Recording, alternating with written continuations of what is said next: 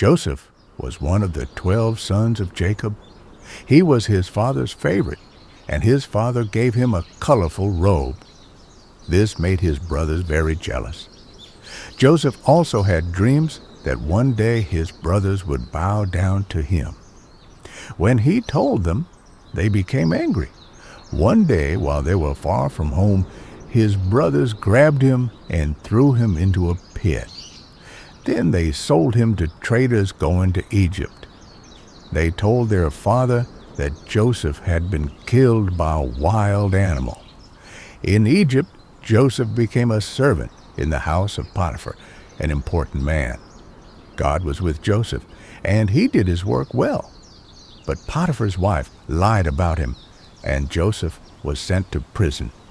Even in prison, Joseph stayed faithful. He helped other prisoners by explaining their dreams. One day, Pharaoh, the king of Egypt, had strange dreams. He didn't understand them, and no one could explain. But someone remembered Joseph.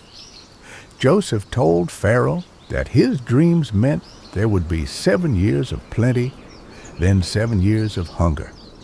Pharaoh believed him and made Joseph the ruler over all Egypt, second only to the king. Joseph prepared the land during the good years and saved food.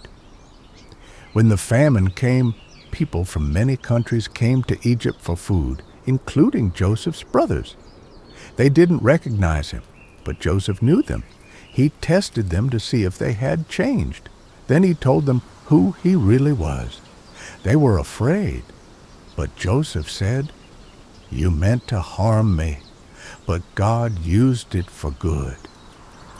Joseph forgave his brothers.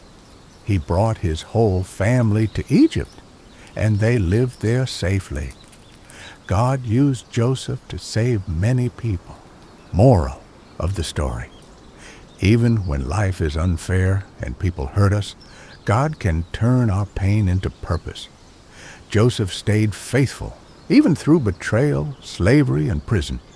And in the end, God used him to save many lives. His story teaches us to trust God's timing, forgive others, and never give up, because what others mean for harm, God can use for good.